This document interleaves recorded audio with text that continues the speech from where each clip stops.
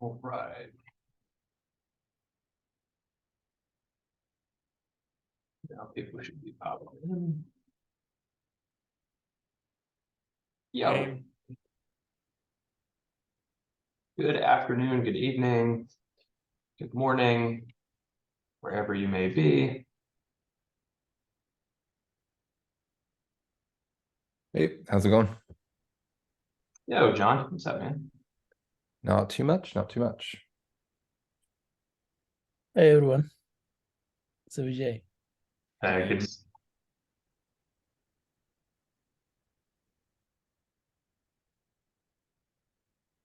We'll just give it a few minutes, let people join. I'm going to be facilitating for the first part of this, and then Abby and Josh should be here around the 30-minute mark we're expecting, and can pick up things from there.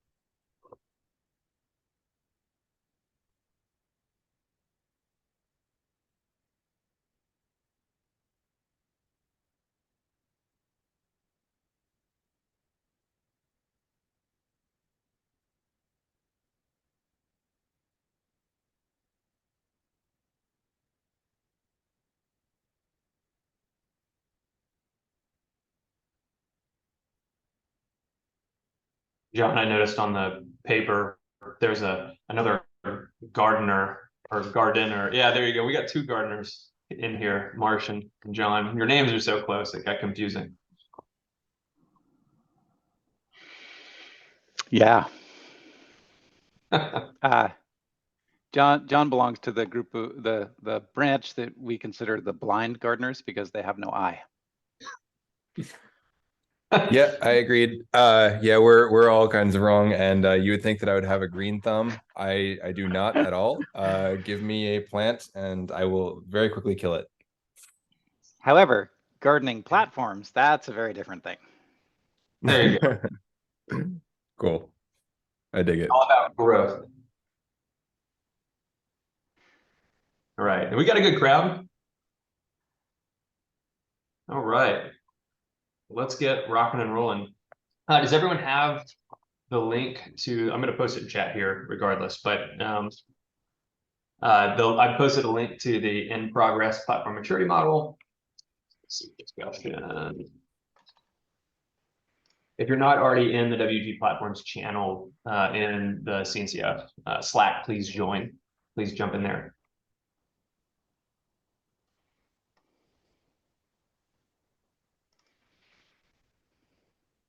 And I'm adding a channel for that, right? Or a discussion thread for that now and there.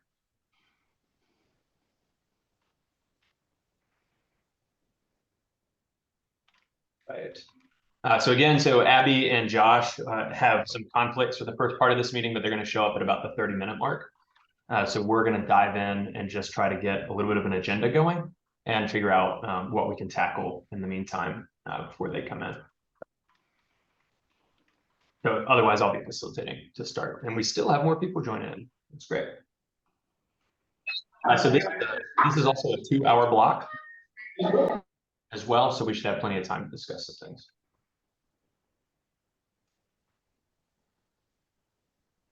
Actually, a quick question about that. I didn't realize it was a 2-hour block. I don't think I've properly subscribed. Is there a tip? Where do I go to find out how to make sure I don't miss the invites? Sure. So we typically post them in the WG Platforms channel. Yeah, I saw it there, and I copied over the regular standing weekly information, but I did, like, is there a calendar system that's maintained? Calendar under the tag app delivery. Okay, I missed group. that somehow. Yeah. You're not the only one, though. I've had that problem as well. Yeah, and the invites of the CNCF kind of tag, they usually don't have the Zoom link, so you have to add that link yourself sometimes. Okay. Like last time I just landed in some bevy. Yeah, here's a link to the tag app delivery. You'll see upcoming events there as well. You could just, I did the same thing with Artifacts. Artifacts has jumped in there as well. Thank you. That's what I needed. Thanks.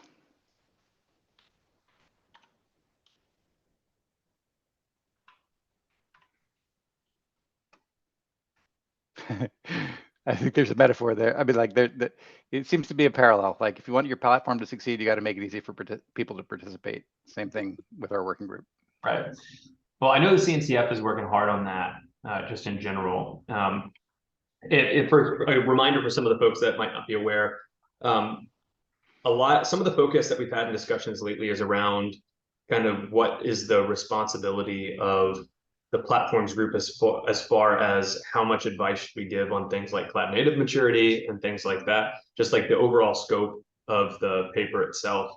And we've been talking with Cartographos, who does the cloud native maturity model, and we're collaborating with them. And so I actually kind of work between the two groups a little bit. And part of the goal there is for folks that are going through a cloud native journey, and there's still a ton of them, you know, the maturity level of the industry as a whole is still advancing, but there's an element of the platform maturity model that needs to get consumed at a high level by the by Cartographos, by the cloud native maturity model. And that way people can actually discover the model and understand when is it time for them to engage and develop a platform strategy. Because a platform might not be for everybody, but when somebody does reach a certain level of maturity, it would be great for them to, instead of rehashing the entire maturity model as a part of a larger scope of the cloud native maturity model, just direct people to our conversation for platform maturity and things there. So there is an intentional effort with the cloud native maturity model to provide more of a high level summary of the platform maturity model and integrate it with their material as well. So the next version of the cloud native maturity model is going to be released at KubeCon alongside some of these timelines. And so we're talking with those folks over there about that. Just to set up a general agenda, does anyone have specific topics they want to attack today or discuss as far as the current platform model paper? Yeah, I only have until what is that? It's 11:30 Central. And I'm in charge of the investment portion. So I'm pushing for us to talk about mine first, but open-minded. Okay. Rather go a different path. Yeah, I'd also have something to discuss for the operations section, but I have time. It's not urgent. Let's see, I'm gonna add these to.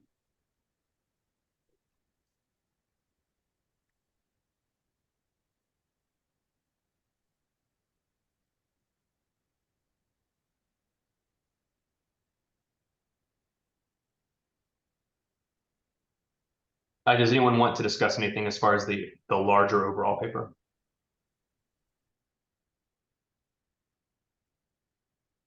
There was some recent additions. I haven't looked through them yet, really, but there's quite a few open comments still. Let's see. Yeah, so maybe we should just go through the comments first and rehash and see if anybody has anything to discuss around those, and then jump into we can jump into investment and go from there. Is that cool?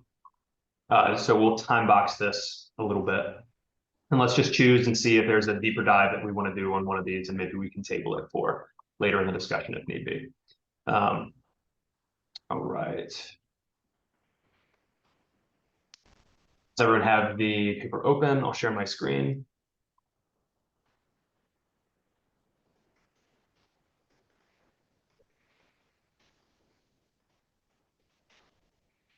All right, so Mark, did we get a chance to discuss some of your comments on here? Yeah, I don't know that we've gotten them to a resolution yet. I think there's still a good area for discussion. Okay, do you want to just kind of hash through some of these since a bunch of them are yours? Yeah, would you mind zooming in, by the way, on your screen? It's, yeah, sorry. That's okay. Under the tools menu, you probably know that, but yeah. Cool. Is that a little better? Yeah, that helps. Thanks. You go even further if you want. Just zooming now. You want to just take them from the first one? Yeah, let's just go from the top. All right. Yeah. Look, I don't spend as much time in platform engineering land as I think a lot of people on the call. I tend to come and do it where it intersects with API management, and so what I can bring is some outside-in view of how this hit me as a reader. And so when I saw this as focusing on development release, it made me feel like we're missing the operations piece that I think is very much part of this platform goal. And I think the other piece was, how does API management intersect with this? And that's mostly my worldview. So that's, I think, the challenge of having this quote to start things off, is that it helps frame the discussion later. And so maybe there's a different quote to have. Maybe we need to talk about that more. But that was my observation and why I made the comment here. Let's see. I don't know that we need to resolve this. So is it that it's maybe limiting the scope a little? What we're aspiring to do. Oh, sorry. Marsh is cutting out. Yeah, Marsh is cutting out for me too. Yeah. Oh, you're back. Okay. You're Oh, good. Yeah, can you just rehash the last thing you said, or repeat it? Yeah, I was just saying that, like, because this quote is framing it's meant to, help provide context, I think, for the rest of the discussion, that the scope of this seems a little narrower than what we're trying to do, and that's a challenge of the quote. So I don't know that we're going to resolve that today. Right. It's just an observation to consider whether we can find a better one. I agree. And for me too, it's a lot of people are brought here from kind of the evolutionary side of DevOps as well. Right. And how DevOps is still involved. And so everybody's still hot on their mind is like that DevOps CI/CD kind of release and deploy process, but not necessarily considering the remainder of the responsibility for platforms. So I could see where you're getting there, but it's making the scope a little too narrow, at least in the setup. Maybe we can include an additional quote or another example or something that makes it more broad and then ties the two together. Yeah, I mean, I like the quote overall. I think it could just be like, how you can sort of like inject stuff into quotes by using the brackets. It could just be like development, operations and release. That's maybe too mundane, but something that makes it, or even just using like a broader term, something like that, that can kind of like help to fulfill that part. I'm open-minded either way. I think the rest of the quote, I think, hits it well. I agree. Yeah. I agree with that. Yeah, the question for me is also like, if by adding operations so centrally, we would be kind of not inclusive enough, because like in a lot of organizations, development is still like not including operations. In some places, it's actually even illegal to have operations and development in the same group, as I've learned recently with some like financial institutions. However, like with the management of APIs, I'm pretty much with you there, but in a way, could that be a subtask of releasing, or maybe releasing is here kind of the kind of too thin word here, because within a release you would most probably define like how you would publish something. Like the job of a developer is to build software and then release it to the public, right? And if that is an API, that includes APIs. If that is some other kind of behind the scenes service or front end, then it's that, right? So maybe we need to just go more into detail in the text around it to explain that. Yep, that makes sense. I'll try to make an edit there. Well, one thing too that we might consider also here is that we need to clearly link back to the platform's white paper for some of this. We should be able to use the white paper as a way to provide additional context in this space. So if this is the maturity model, then some of our quotes should be in context for increasing maturity. And we definitely need to reinforce the importance through some of these quotes. But in this case, it's just like one example. But at what point do we also just refer back for further reading or other examples or a list of capabilities, see the white paper, refer back as well? Do we do a good job here of setting up the white paper anywhere? Okay, so we've got one mention in the publication goals up top. There is, what is platform engineering section has it. For more in-depth look at this concept, please see the CNCF platform group's white paper. Okay.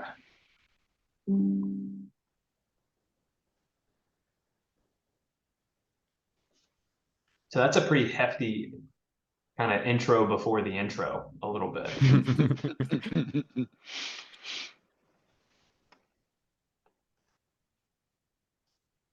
I'm going to make a comment about that.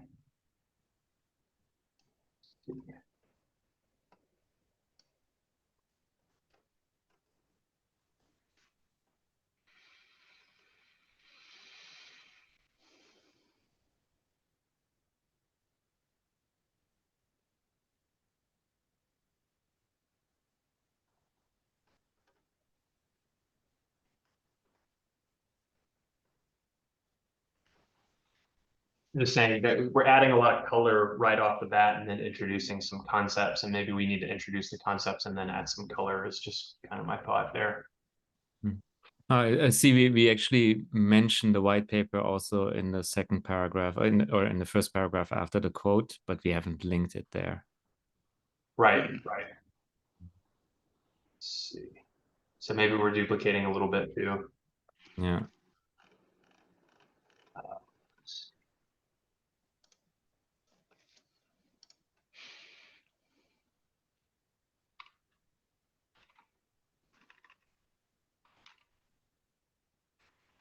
Right. Let's move on. The next one. Does anybody have any extra thoughts on that?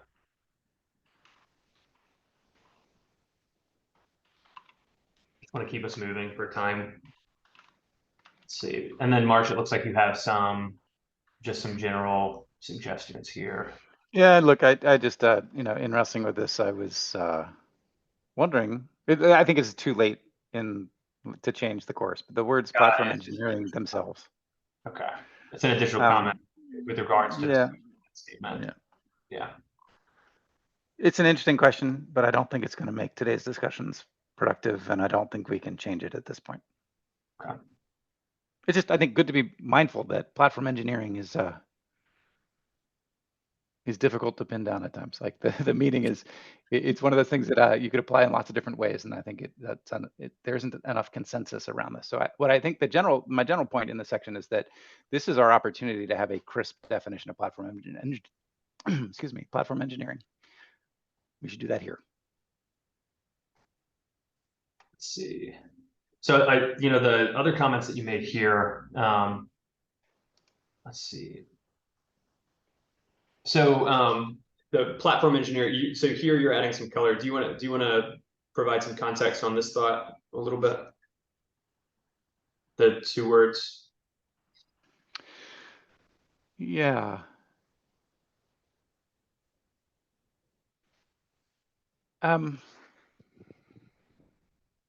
Look, I guess maybe this comes down to the question of, how much should we expect readers to be familiar with the white paper, or that the white paper itself has sufficiently defined these things?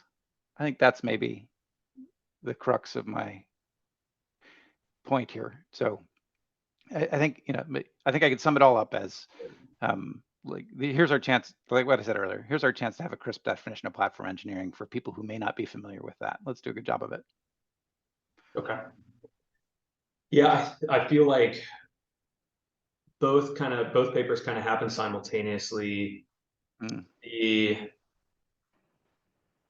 You're mentioning here like the evolution of DevOps. I've got a little image I'm just going to paste in really quick and then delete from the paper because I don't want to include it necessarily. But this is from one of the reports that was out. I can't remember if it was Fairwinds or somebody else talking about like the DevOps evolutionary model.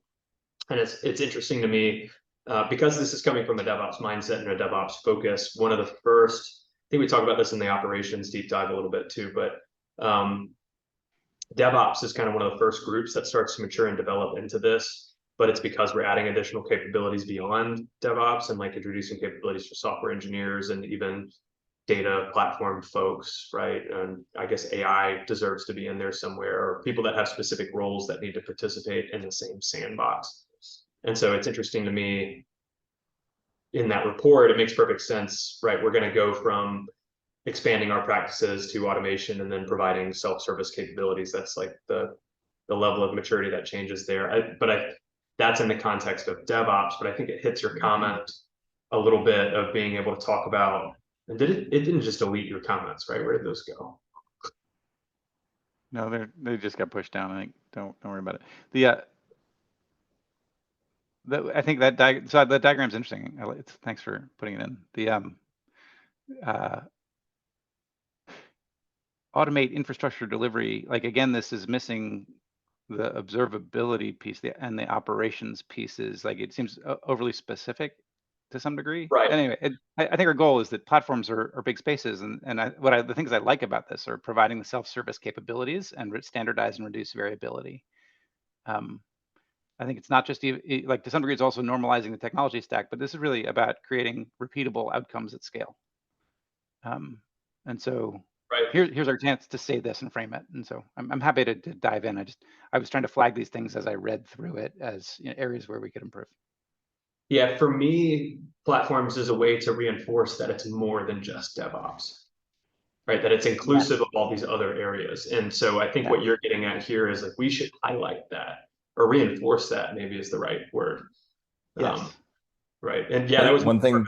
The picture is because it is narrow and specific, but we'll notice a lot of similarity with maturity, right? It starts at standardizing and then it moves on to adding additional capabilities. And then hopefully you get to the point where everything's self-service, but that's just one team. Right. One thing I've noticed coming into this is like our definition of platform itself is very abstract. So a platform which provides no more yet no less than what an organization requires. That's very, very broad.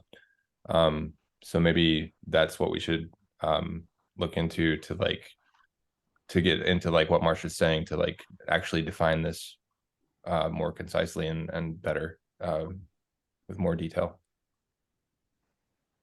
+1. But wouldn't that be more like a V2 than of the platforms paper? Because like if we're in a maturity model and we need to redefine platforms, like I'd rather move that then to a V2 than like expanding our introduction to include. Agreed. That's a fair point. Yeah, a whole paper focused on it. That's a really good point. Yeah, the way I'm thinking about that in my head, as far as maturity goes, is that it's very important to identify and understand what the scope of your platform needs to be. Like the design part of that process, I think, is very important, and that can be, to me, that can be included. Not simplistically is not the right word, but I think we can include remarks for that in our paper, regardless of the status of the white paper, like, and just reinforce the importance of you need to identify what this platform is going to do, what it's going to serve, what different roles you need to help serve there. And I think we'll probably, maybe that's just something that needs to be covered in some of the aspects. I mean, what are you going to measure if you haven't determined what you're going to be measuring? How are you going to operate if you don't understand who's going to be involved in the operations of the platform or who you're serving? Let's see. Well, let me kill this image from the paper. If anybody wants to add some comments about that on the paper here or in the comments, then let's go ahead and do so.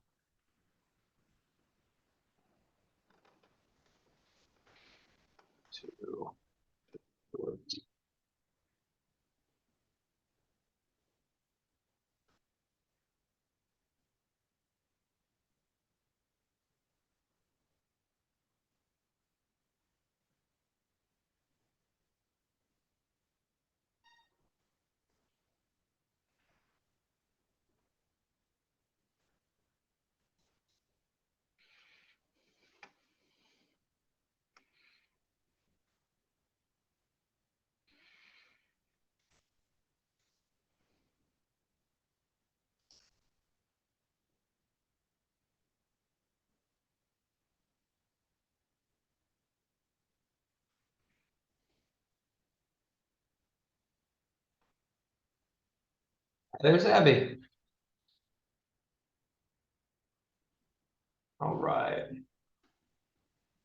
Sorry about the delay. How y'all doing? There you go.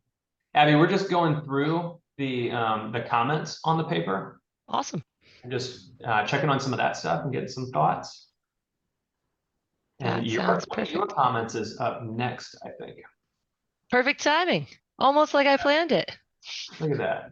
And that's your comment about should we move the target audience into the model structure section instead of there. Yeah, it just I guess I should have put why.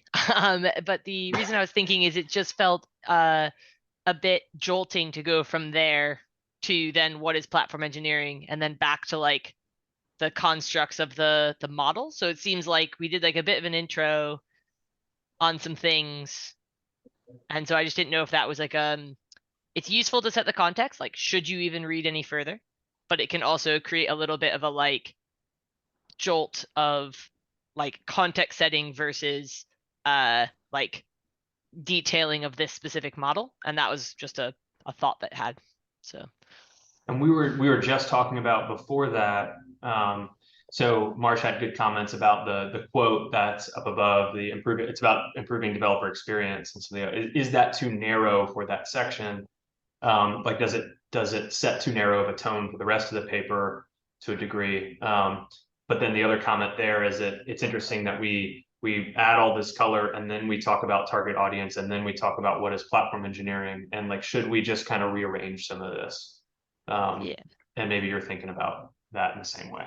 exactly. And I put a possible solution, which I should have put basically more of the issue, which is that it does feel out of ordered in some way. Like all the content seems sensible. Like I agree with your comment, by the way, Marsh, on the quote. So like while I say it all seems sensible, I don't think it's final yet, but it's sensible, right? It's close, but there's something about the order that felt wrong, which is why I had that comment. So yeah, and some yeah. of the next discussion that we had was in a similar vein. We were talking about in the broader scheme of not necessarily the definition. I mean, it is the definition to a degree of platform engineering, but do we need to do a better job of outlining kind of the who participates or who is using, I guess maybe who is using the platform or what different types of teams are using the platform, something to define like it goes beyond developers and DevOps and CI/CD and things there, but is there some additional material that we need to include here or reference back in the white paper that helps outline like what makes up a platform or who makes up a platform? Yes, and I think that platform engineering, I'm sorry I was late, so I don't know, and I'm happy to rewatch the recording, but that whole conversation of is this for platforms or platform engineering, if that wasn't discussed, I think is an interesting tangent of what you're saying here. It's like in the users of platforms you're articulating can be broader than just like software engineers, right? But then there's the like the skill set or the practice of platform engineering, and which one do we want to like highlight as the topic of this model? Are we targeting the outcome of a platform, or are we targeting the practice of platform engineering, which results in something like a platform usually? But like I guess that's semantics a little bit, but like I think it does have an interesting. Yeah, I hadn't even really thought about it that way before. I think that's a really good point. Like, is this And we maturity do of a mix, platform right? engineering team, or is this maturity of a platform? Yeah, I think in the details, when I look at what we've been discussing, it seems we do mix it a little bit up. Like sometimes we go more into like the maturity of the platform, like with interfaces, I guess. Right. And then in other sections, we might be more focusing on the processes. Right? And I mean, you could say processes are part of a system, right? People are part of the system. That's why what my professor always used to tell me in information science. It's like, but currently we're still calling it platform engineering maturity model, right? So even without a real platform, they would. I think it. that's my Oh, I see. It does say platform engineering. that's now. my soft preference. And so like, but it is just a soft preference. But the reason I think it's a soft preference is because I believe that there are ways you can be doing platform engineering before having a like concrete platform that might meet some of the maturity conversations that we're having, right? There can be engineering that you do to set up the processes and things, as you say, about stuff. And so I think that so that's my soft preference, is to bring in engineering into the title, which I think lends it even more to that mindset of this is not just about technology and not just about a single solution, but it's about the people, process, activity, and outcomes associated with platforms. As just like a nod to that, but. Yeah, and oftentimes in the first levels of maturity, there might actually not be a platform, right? So, like, Exactly. Yeah. might be like a island solutions every now and then here and there. Yeah, from my side, when I was thinking through this last week when I was going through, platform engineering seemed to be more optimal for me. The reason is that once you announce it as a platform maturity model, and you are giving a confusion right away that what are we referring to there, and even many things we consider as a platforms. It's an engineering platform, so like anything, like there are many namings. Even if you just go on Google and search platform maturity model, like you see entirely different architecture, some kind of some random things you see. So we are definitely into the engineering discipline, and we are planning for a maturity model around it. So adding that engineering might change the meaning of platform engineering, but still keeping that will give a more context and audience to come directly to the model. That sounds like a few votes towards platform engineering. Is there anyone who has a good like counter, like reason why maybe engineering isn't good? Yeah, go Colin. I feel like having a formal platform engineering team or effort is something that happens as a part of the maturity or the develop, like a part of the evolution. It's not something that happens out of the gate. You don't have a platform team probably right now when you're evaluating the platform maturity model or the maturity of a platform that you have in place. It's probably something that you choose to build as part of your investment, right? You move people into new roles or establish. And so from just personally for me, having a good clear understanding of what your platform journey needs to look like, or even what your platform needs to look like itself.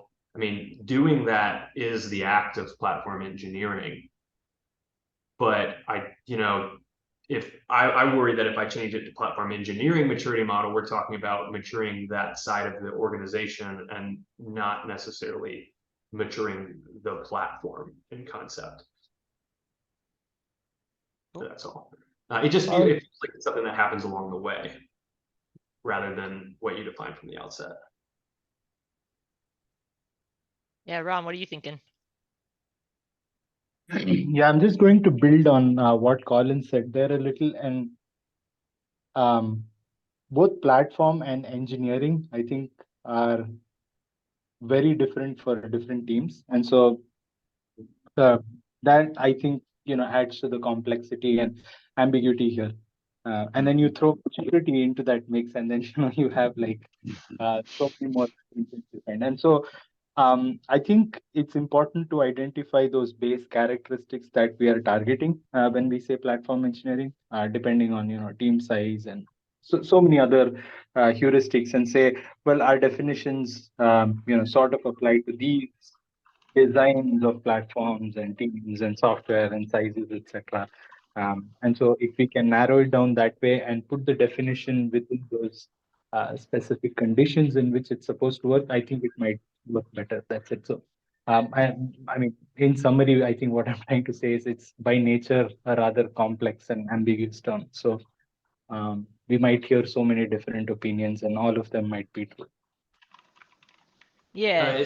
It's a quick little thing to build on that too. If I'm looking at target audience, would it be helpful we've got app dev there, and we just had a discussion about, you know, is application development and that a little bit too narrow, but should we include platform engineers or platform engineering as like an audience of this paper? I think we That do makes have that. Actually, a bit further up the list. Oh, I even. see. Yeah. It's Right over it's one of there. those like, how much of a list do you need?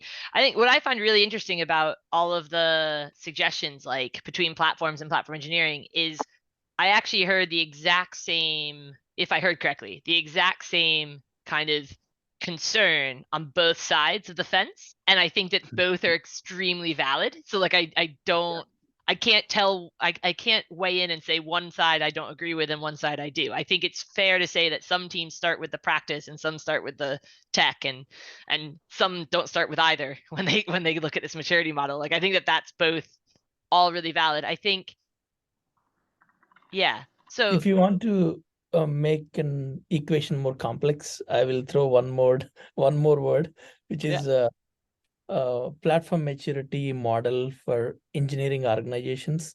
So I'm trying to say, like, convey the message, further define. Yeah, I hear it. So I think my gut reaction right now is that this is a hard thing to define and a hard thing to clarify, but I haven't heard, I don't think anybody on this call or previous calls want to limit this document to technology only. Like just as an ethos, like as what we're trying to achieve, we want to include the people and the process and the organization into the document. And so what I'm going to propose is that we currently keep it as a concept of platform engineering, with the hope that, with the intention that that would maintain that sort of focus on people, process, org, as well as technology. And as people think about better ideas there, or think of reasons why that would be really counter, like give a shout, because it felt, in my opinion, it felt quite balanced between the two. Like, and they felt, actually, as I said, sort of based more on your experiences on which one felt like it jived better with each person on the call. And so I think I would default to platform engineering until we have more reason to improve it and change it, if that's okay with people. So Yeah, maybe I think so. you, Oh, And definitely sorry. not okay with people. Everyone, tell me what's the better way of doing it. well, no, I was going to say, yeah, I agree, because engineering, you know, you can engineer an app or an API or a business or a motorcycle, right? Yeah, I was actually also gonna agree with you, Abby, in terms of like keep it. And you said, like, I think 2 or 3 times this, like people process, what was it? People process technology. Maybe we just add that to this paragraph, right? That this includes people process, like just make it really clear that we mean the whole shebang. Right? Yeah. And I think that, like, yeah, Colin, I think you're right to add another section. I'm wondering if it's something, I'm just gonna add another sub comment. We can flesh this out in a minute, like after the call or whatever, but something like or like, why engineering and not platforms, or something. Like, that's a terrible sentence, but basically, if there's like a subcategory of basically saying, what is platform engineering? Why does this model focus on platform engineering and not the outcome of platforms? It's because, and Pooja, to your point, like, because we want to call attention to the fact that this is a socio-technical problem that requires people, process, org, et cetera, right? And so we've had lots of conversation about this, and this is a really good trigger for the fact that, like, I think we talk a lot about how we all get the most benefit out of putting out these papers. Like, everyone else who reads them think they're great, but Totally. actually it's these calls that are like where we do all the learning and refining. And that socio-technical concept we've talked a lot about, but we haven't actually written in here. And this is a really good way for us to tie back in some of our learnings and our discussions into the paper. So yeah. By the way, we Awesome. mentioned it before you joined, Abby. Is there a way of us marking some thoughts for like a V2 of the white paper?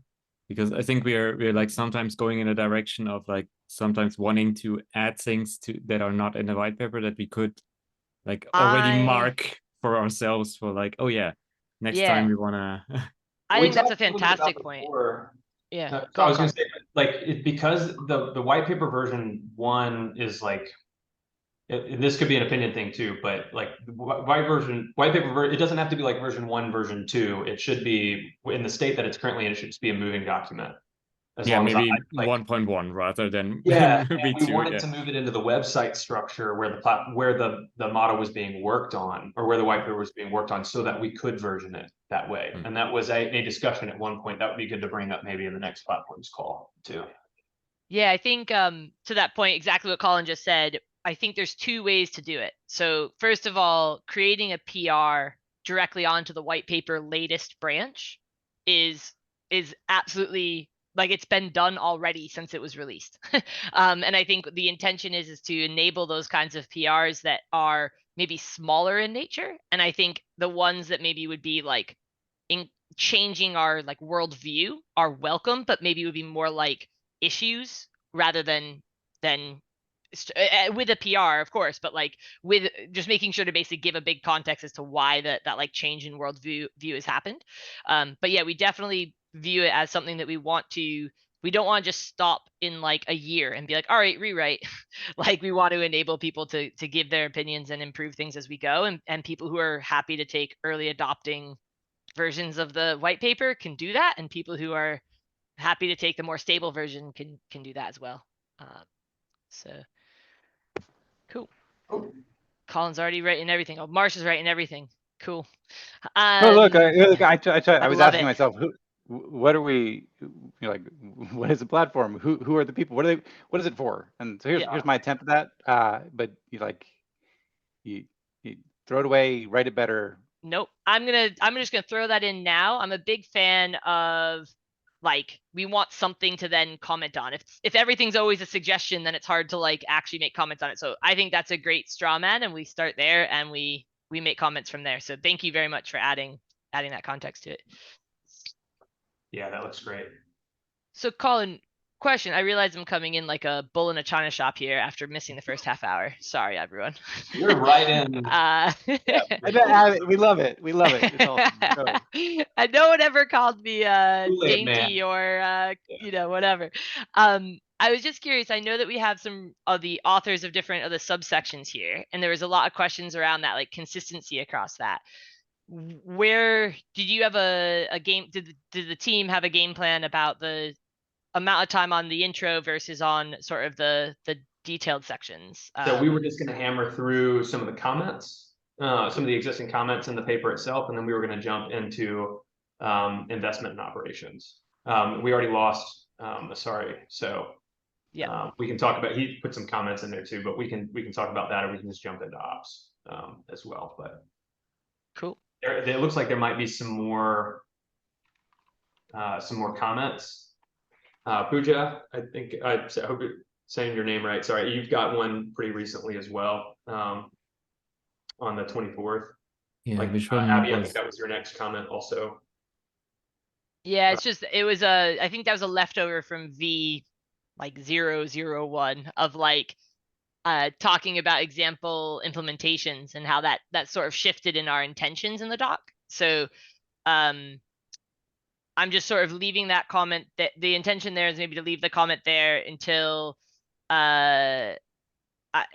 we have the detailed sections a little bit clearer, because like basically that would be what would be useful there is to give a one sentence summary about what the detailed sections provide, right? And right now I don't think that's accurate or even our intention. And then we can but we want to come back to it basically and make that a bit better. So Yeah, let's just keep it as a placeholder, and then we will revisit once we have detailed sections, right?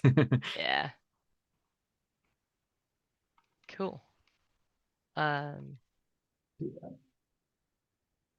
I was just trying to add a strike through. Yeah, no There we stress. go. Couldn't get the keys. Got it. Okay. Yeah, perfect. Moving on. Are there any more? I think the other ones that are really like high value are this, like, as we're going through the details sections, we're finding that sometimes the words in the table aren't quite what we were hoping for, right? And that was natural. That was expected, that like we wanted to have that as stable as possible so that we had confidence that the arc that we were providing as a model, but that doesn't mean that a single word was always going to be perfect once we started trying to put paragraphs to it and things like that. So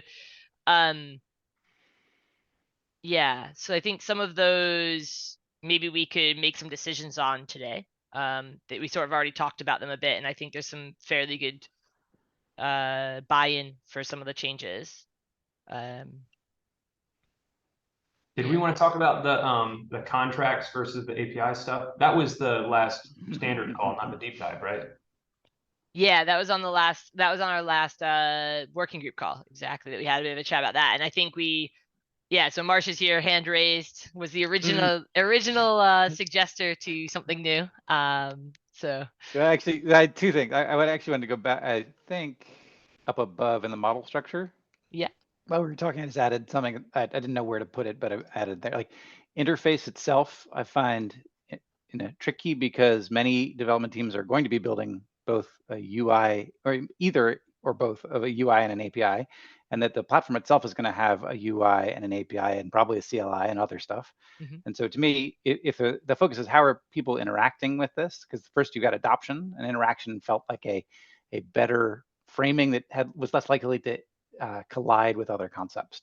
Does anyone else share that, or does that work with people's point of view? Disagreed? Okay, I see Pooja nodding ahead. If I'm remembering right, I think we talked about it one time when we were talking about interaction. I think we moved to interface to get more specific on how people interact, because I think interaction. And again, my bias here is that I spend so much time thinking about APIs as programming interfaces that I'm biased to fall into that trap, and it may be that I'm the weird one here.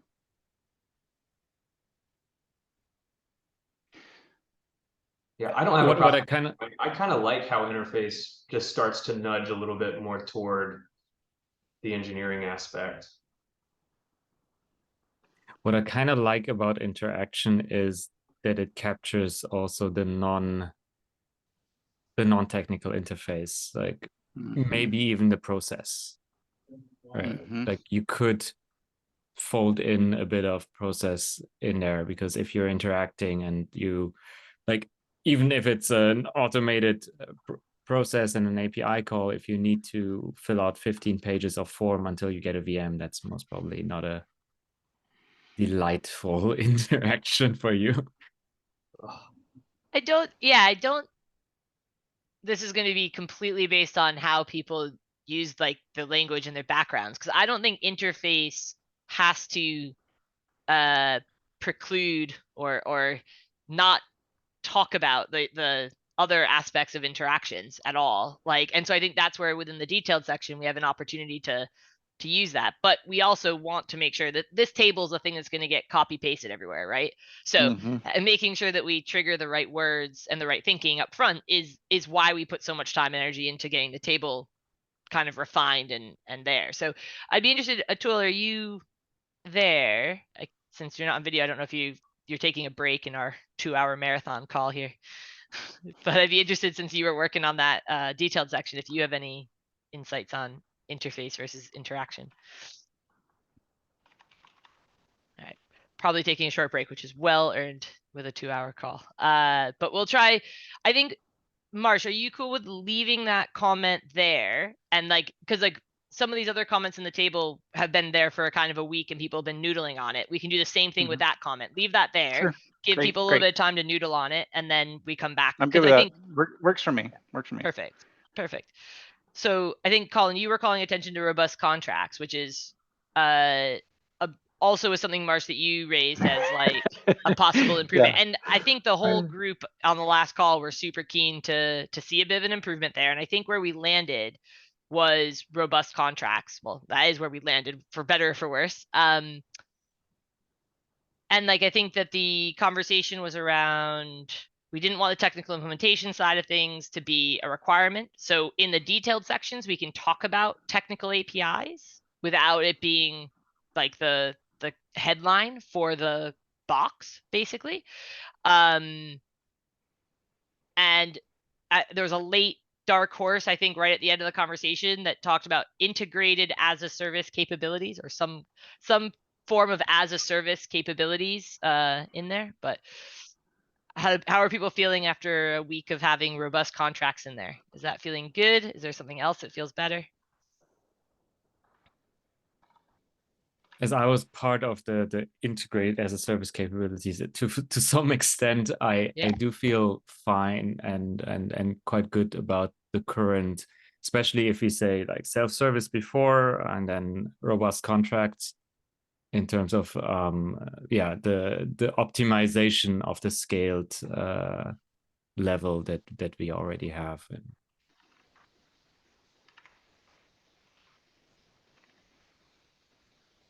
Cool. Marsh, did that capture your goals from the comment on the other doc as well? I think it's been a little bastardized since you made those comments. So, Yeah. So I need to read the other doc. I'm sorry, I had schedule conflicts and haven't been able to join, and I probably should have caught up on the videos. But it's anyway. No, it's a lot of apologies content. for that. It is the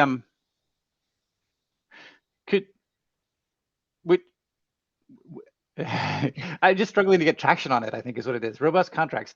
Tell me what it means. Like to me, it's not obvious. It's not nearly as obvious as some of the other words in these other cells. And so what does it mean? Explain it, because maybe there's a simpler way to say it. Just to call out, I think the original suggestion was robust APIs. So the shift was, I think the shift that you're asking about, Marsh, is the move from APIs to contracts, if I understand correctly. Yeah, okay. So let me look at the transition here. We go from bespoke processes to supported solutions to self-service. Used to be self-service solutions, but to self-service. So I can see that. So what does that mean? It means I can discover, for instance, an internal developer platform and begin to participate in that way. But then I think the next phase is really about making sure you are building into the developer workflows that are going to make them more successful with less effort, meet them where they are. And to do that requires having the hooks to do that from things like a CLI. Am I thinking about that the right way? Let me just pause there and make sure that that makes sense. Good so far? I'm not looking at the screen because I'm looking at the document. So yeah, I think, sorry, so you're saying that on to get to optimized, it's scaled at self-service, it means that you're you're able to do things by yourself, both discover them and manage them yourself, or like use them yourself. Yes, I think that's right. So something about this is about scaling it, right? So it's great that it's self-service, but if it's not meeting me where I am, I think the API, having the API for the platform is a means to the end here. I think the issue isn't having robust contracts. It's that you've gone the full distance so that it's integrated into developer workflows. That is made possible by the API for the platform, but I don't think it should be the focus. That's the point I'm trying to make here. And that does actually, so I think that with self-service at scaled, it is still like one of the things that we were talking about in the detailed section is at that stage, it could still be like templates and things like that, which are self-service, but are maybe difficult to use or put a lot of pressure on the developer, the application end users to understand Terraform and Helm and whatever it is the tools are that the platform team chose. And so you can scale it because you don't depend on a one-to-one like relationship of like a platform engineer provisioning something for you. Like you can do it yourself, but it's not optimized because like it's still relying on a heck of a lot of like efforts within, like there are efforts being done by the users to be able to manage that self-service. And actually, so to come back, just to jump in from what you said, to me the motion is inconsistent when we get to robust contracts, bespoke processes, supported capabilities, self-service capabilities, and then we go to the solution, which is robust contracts. That doesn't feel right to me. So what is the well-integrated solutions works for me. That like this is made possible through APIs. I think we break that out in the detail. That's where I was trying to get at. I think integrated. So if we're going to go that way, so I agree with the call out, right? We found a few of those where we went to how, not why, and it's like, shoot, all right, pull ourselves back, right? Which is a good shout. I would like to look to use the as a service kind of concept. Okay. Like I like that too. So possibly platform as a service. Yeah, I like that too. That I more think it's a so good than phrase. yeah, I think the reason why I like that, so just for reasoning, because then someone might be able to come up with a better word or a reason why it's not a good top level, is I think that if I put up as a service and I put up integrated and I say which one of those would be my my like pinnacle position, I see integrated as like potentially still having quite high load on the application teams to build and run large parts of their stack that maybe they don't care about. Like I can be highly integrated with GitHub Actions and Helm charts and things that are like in my workflows, but that still require me to run database migrations and upgrades and things when I'm a software developer that just couldn't care less. I just want access to SQL store. Like, what are you doing? And so if I take integrated to the extreme, right? So I agree that integrated doesn't have to mean that, but that's what I worry that word lends itself more to, versus when I look at as a service and I take it to extreme, I think of that sort of like Deliveroo, I don't know what countries are people in, like Netflix, like, these like great Amazon Prime, like all these like services that just, they take care of everything behind the scenes. And all you do is say what you want to like actually interface with. And then like you can move on and focus on your tier of the solution, right? So instead of having to understand the whole stack, it's like you can depend on services that then you can build on top of without having to fully understand or engage with, which is, I think, why the original implementation or the original word was around APIs, that idea of like separating the concerns.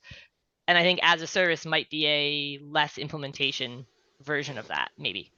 Maybe it's also like two sides of the interface maturity. You, on the one side, you're basically thinking about like how much interaction is needed. Like if the more as a service it is, the less I need to do, the less responsibilities I have as a user.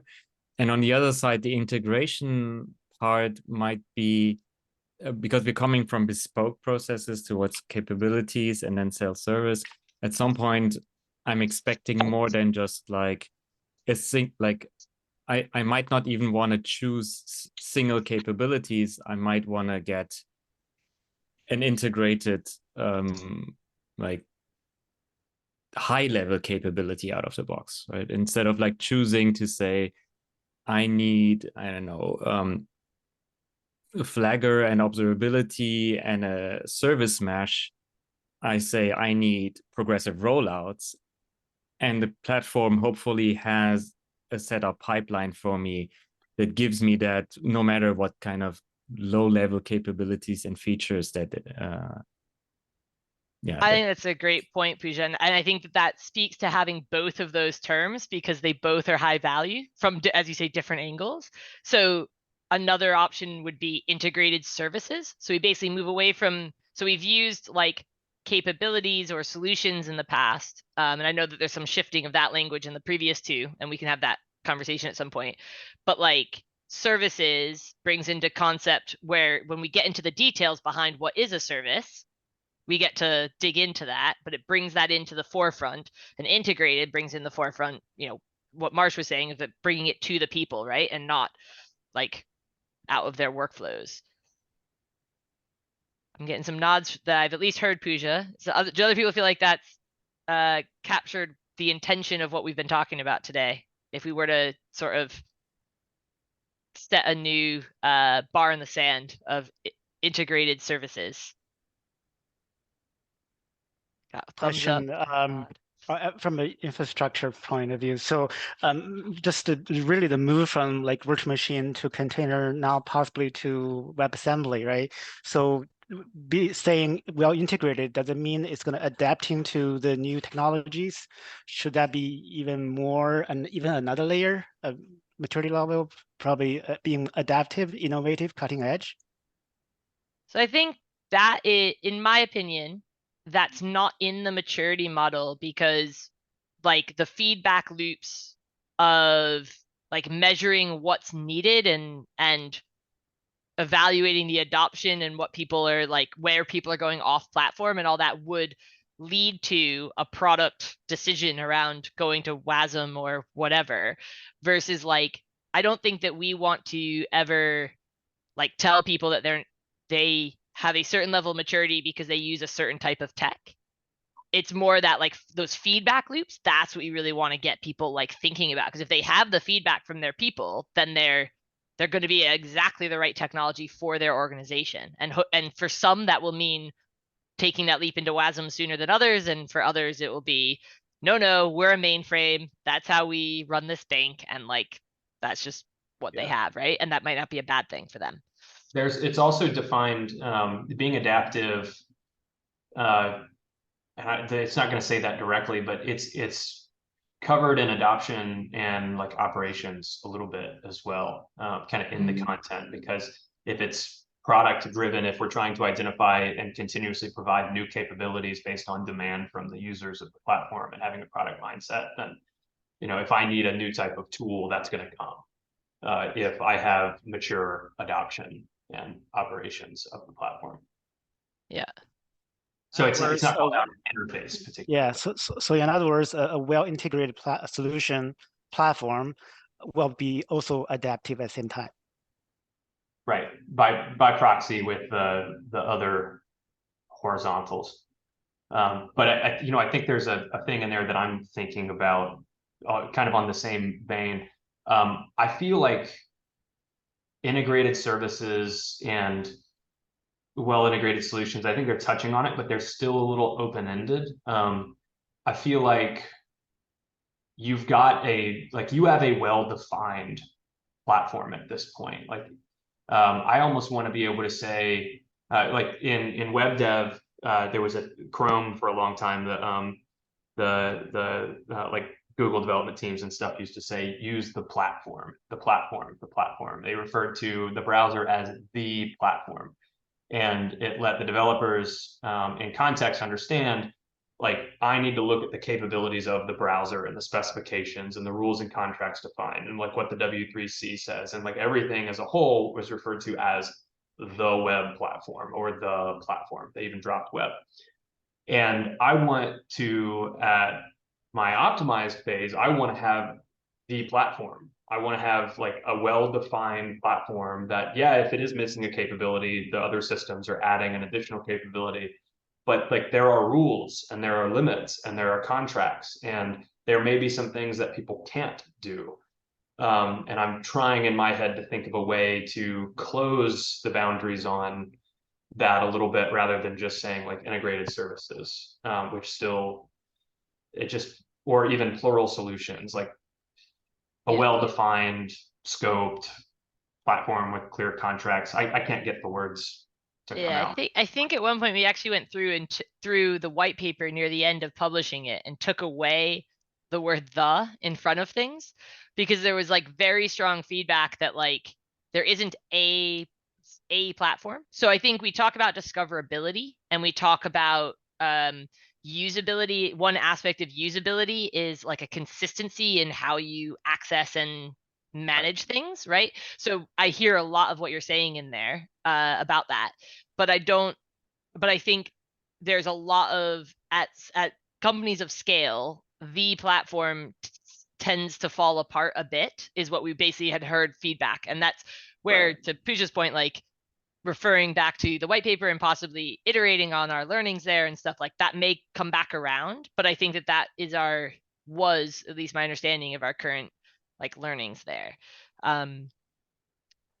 Okay, I want to so we've got still questions open. I definitely hear still open questions, but I also think I hear that integrated services is a step forward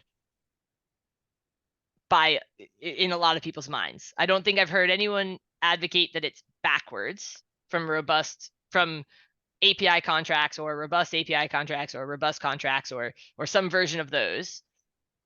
So what I'm going to propose is that we put integrated services on the table and then allow for like Colin, as you get like a deeper thought on, you know, what you're looking for in that spot and whatever, like that's what comments are for. And please add more things. But that's my proposal. Because I think when we start getting the deep and multiple threads is where we actually lose people being able to contribute, because it's like, well, where do I comment? What do I do? What's the general movement of the team and that kind of stuff. So I am gonna accept integrated services and get rid of the other two for now. And again, comment away, but we'll start there. All right. I think one thing that would be too bad is that we spent a lot of time on the table and there's still refinement to be done, but wordsmithing is hard and very time consuming and it will goldfish. It will take up as much space as we give it. So what I'm thinking is we have a lot of people around that are trying to dig into the detailed sections. And I think that there's some really interesting differences if I just cycle through the detailed sections, like how long are the sections that people are writing, what kind of tone of voice, like what is the like how, like what by tone, like how yeah, tone, and then also like outcomes versus techniques and tools and processes. And so I'd like to like, maybe I have a couple of questions that might prompt good conversation in my head from me reading through them all. But I'd like to first open the floor for anybody who's been working on the detailed sections to like raise a question that they have, to make sure that we touch on the things that are making people who are focused on those sections uncertain or unsure about stuff. Yeah. So does anyone who's been working on details have something from like a standardization point of view that they want to talk about? And then we'll dive into more detail than that as well. But I want to start with standardization that might be applicable across all the detailed sections. Then we can dive into any questions about your section in particular of like, I don't understand this, you know, this words, or I don't, something like that. Actually, I've been listening to a lot of the conversations, really just interesting. So I think it would be helpful because your thoughts when you're merging the last four into two, if you can share your thoughts there, I think it will be helpful. Sorry, do you mean on the table? Yeah, on the table it used to be 7 rows, right? You've merged the last 4 into 2. There's some kind of abstraction going on there. If you can, I think if people can understand that thought process, it will be helpful. Cool, good question. So I don't think we've merged anything from the last 2 into 1 or anything. Like measurement's a brand new idea that wasn't on any table previously. I think is this a concern with more people on the call? Because I'd sort of like to take this conversation and shift it so that we take advantage of everyone who's working on the detailed sections. But if everybody's sitting here going, what the heck is this model and why is it 5 things and not 7 things, then like that is an overriding concern that we should tackle today, before we dive into any one aspect or the detailed sections as a whole. So how are other people feeling about the 5 aspects? Yeah, from my side, from what I have watched, replayed the videos from last couple of sessions, I think that is definitely going to give an answer for why it has to be 5, or like why it boiled down to 5. So maybe like better focusing on the detail section because of the timeline perspective, and because also it has 5 different people working at the same time into 5 different levels of understanding on the model.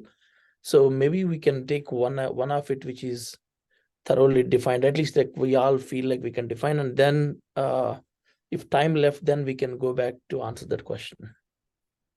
Yeah, so it's a great question. And as Vijay shared, like we've definitely had the conversation about it, and I'm happy to have that conversation. And I'm just trying to figure out the priority of doing that on this call versus doing that on a separate call. So just floor is open. If anyone else feels like the model as a 5-line item is confusing or not matching up with what they would expect to see, like please do shout now, because it would be worth, we have to, if we aren't all aligned on that, then there's no way we're gonna get aligned on how we write the detailed sections and so on, right? Sort of all building up. I think it's just clarify. Nothing. I don't think it's confusing. It's just I'd like to know. I think when we're talking about the 7 rows, 2 of them are kind of irrelevant. I think that's why it's dropped, right? And then 2 merge into one of them. It's just like to summarize what is that thought process. Maybe just Yeah, a few sentences. Let me try. What I will do is I'll take an action item of doing that and writing something into the Slack channel. Because then it would also be persistent. Because as I said, I think we have talked about, but you're right, probably not in a concise way. And also not in a kind of consumable way, because it'll be on like a 2-hour video call that you have to listen to try and parse. So let me take an action item I've just written down to do a concise write-up of why that's happened. And that way, if there's questions or concerns about it, or just curiosities about it, it will be in a spot that we can reference. Does that work, Victor? Good. Cool. Awesome. One proposed thought on this topic. Maybe we should consider also like feature locking some of these sections, or like calling them done at some point, and just so that we can move past them. Because it was like we had a ton of conversation around that, and I agree it would be good to see the other stuff in context too. But just thinking about, for the sake of time, to prevent it in other places or help us move along with some of the detailed models, like we should have a release date or something, or a lock date for these things. Not for the whole doc, even just the section. To move from Google Docs into GitHub on September 10th. Now, that does not mean a final published paper. That means a paper that we are confident enough in that moving to my internet. Sorry if You're back now. I'm back. Okay. Sorry. Yeah. So I don't know what I finished on. So I was just gonna say September 10th is our target to get into GitHub. That's not final. That's not published. That gives us a month of reviewing the paper still to finalize it and to gain a lot of confidence in it and stability in it. But when we're moving from Google Docs to GitHub, it's going to be a higher bar of change. It just naturally is. It's not our intention to make it hard to change. It just is with PRs and comments and all those things. So therefore, that's why we're trying to be as collaborative and as kind of absorbing of ideas during this phase, so that when we get into that phase, it's like we're really more targeted with the things that we're editing. So just to reiterate, our goal is to be into GitHub on September 10th, and there may be along the next kind of 10 days or whatever that we're doing that, 12 days, there may be points in time, points in the road where we have to sort of pick one and go with it. And then it becomes like a process over the last month to be like, is this something that we are concerned about for publishing? How do we can open an issue about it, and that can be a really targeted conversation. So yeah, good point, Colin. And that's sort of why I'm like, if we can right turn back quickly, I can give an example of something that I've noticed, which I added here, and I can accept after we talk about it here, is that one of the things I've noticed is that there's across many of the detailed sections, is there's sort of a like tier 4 or bust kind of feel to them. There's like a tier 4 is the best tier, and you better get to tier 4 because that's the best tier. And I'm being facetious to a point here, right? But I think that the thing that I think we want to try and achieve is that not every company should be tier 4. Like, I work at a 7-person organization. If I'm optimizing anything, I am going to be out of business, right? Like, I should be in probably provisional for the vast majority of things, and possibly getting into operationalized on some really core features of our company, right? And I mean that not just on this model, but like in life, right? So I think it's really important that we make sure that every level is like, here's what you've achieved, here's what you are achieving, here is the outcomes of your decision to be at this level. Fact, thing, positive spin-esque. And then it'd be like, and here would be, if you were to go to this other level or drop down to this level, these would be the outcomes that you would be feeling. And those might be there might be kind of challenges that we might want to raise in the details. I don't mean to put, sparkles and glitters on everything and make everything sound perfect. Like, you can talk about what the challenge is on a certain level. Challenge at level 4 might be how difficult it is to implement it, right? Challenge at level 1 might be something else that you're feeling as an organization. But so talk about challenges and talk about outcomes, but always make it be a stable state of, if you are here, this is how you are. And it's not like until you become a better team or a better organization, and then you can move on, kind of thing. So that's my proposal. That's something I've noticed. I don't know how other people feel about that. Yeah, I tried to not have any like downsides to a level that are solved in the next level, like teasing out the next level in the former level. Kind of, I tried to not do that.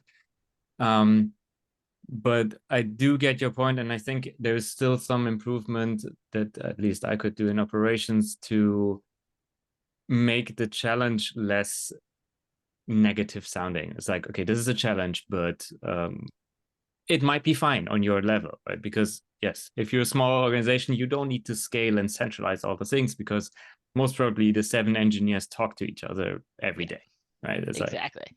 Like, it's yeah, and that's exactly right. It's not that it isn't a challenge. It's just that, like, sometimes you accept it because the cost, like, we've intentionally made these levels like step change cost differences, and sometimes that step change cost just isn't worth the outcomes at the next level, right? This might be also something that we could add on the top level document, right? To already have it like as a disclaimer. I think that's what I was hoping to get into this one a little bit, this new section that we have. Like, I have some thoughts on that. Actually, it leads in perfectly to what I raised my hand to talk about. So because what's missing, I just realized we've talked about platform as a product, but I didn't see it called out in this document.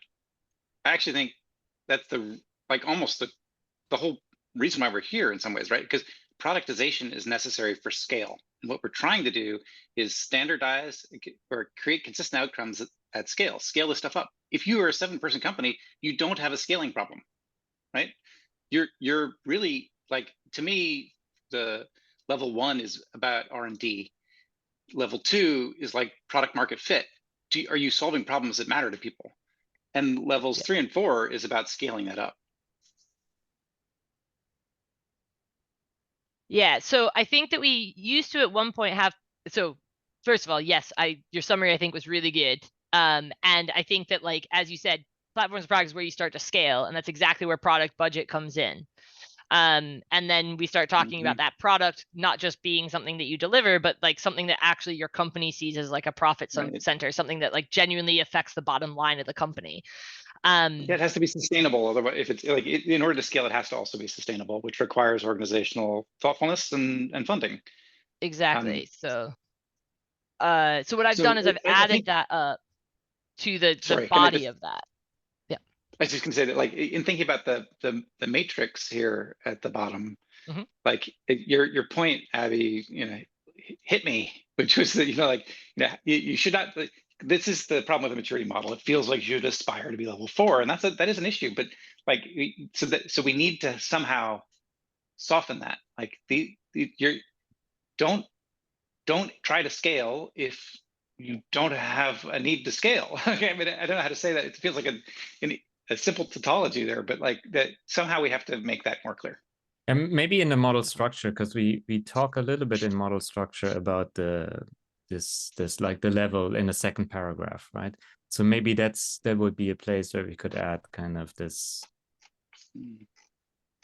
common sense of, yeah, don't scale if you're not scaling, if you're not at scale, right? Yeah, I can take a stab at getting that into that top part. So like, make clear level 4 isn't necessary for all. And it may be in that paragraph, it may be somewhere else, but like, yeah, I think that like this is really good because I think we're identifying some of the things we've had conversations about, but actually haven't made their way into the paper yet. And like, it's almost shocking they haven't. We're like, wait a second. And so I think the concept of platform as a product explicitly came out of the table, just to be clear, because we felt like it's a little bit of a implementation versus a like outcome, or like Yeah. And so, but that doesn't mean we can't use the phrase platform as a product elsewhere in the paper to talk about why all like the cohesive group of all of these topics is so important, right? So I think both platform as a product and the conversation around level 4 isn't the best always are things that we need to be adding to that top section. I agree. Cool. So I'm gonna sub something out over yeah. there, and I have to drop in a minute, but I think actually I'll drop now. I'll try to get a straw man or straw person statement there, and then we can rip it apart.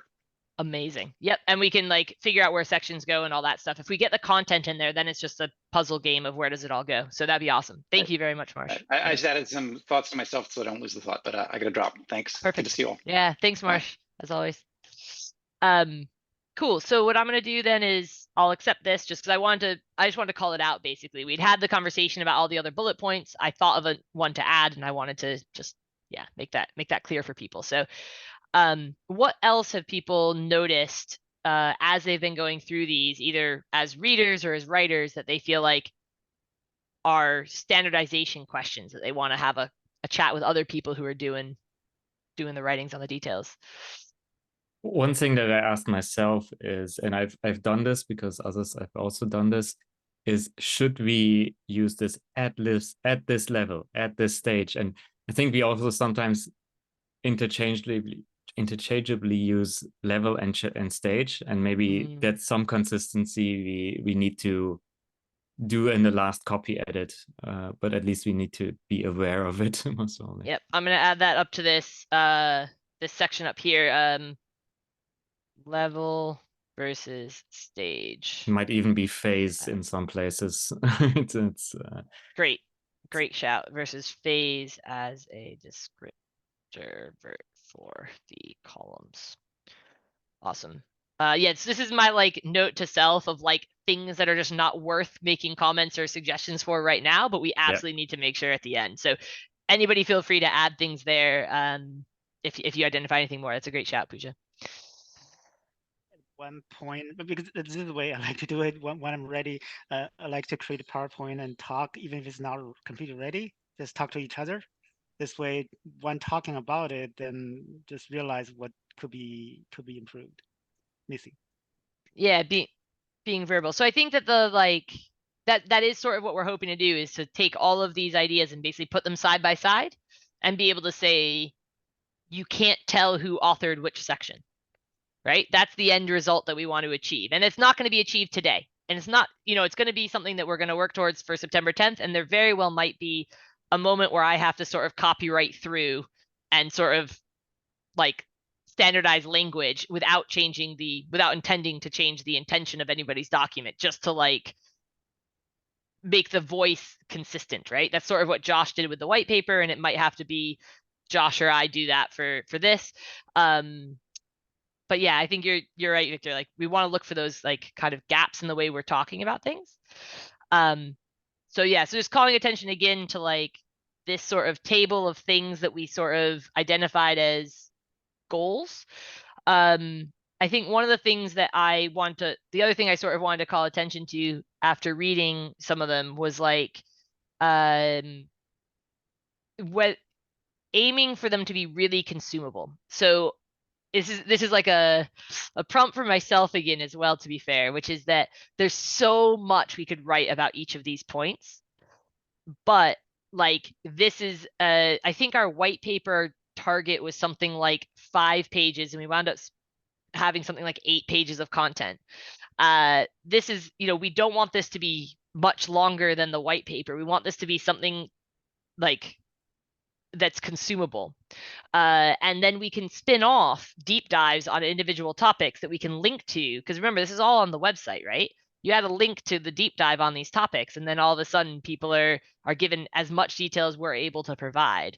But that's not the intention of this document. So trying to keep it really kind of short and snappy sentences, short and snappy kind of paragraphs is something just to like have a think about. How can you do it at like a reading level that's lower than yours, probably, right? So reading, I think they say to target, at least when I was growing up in America, they used to say target like a an 8th or 9th grade reading level. So that'd be like a 16-year-old or something, 15-year-old's reading level.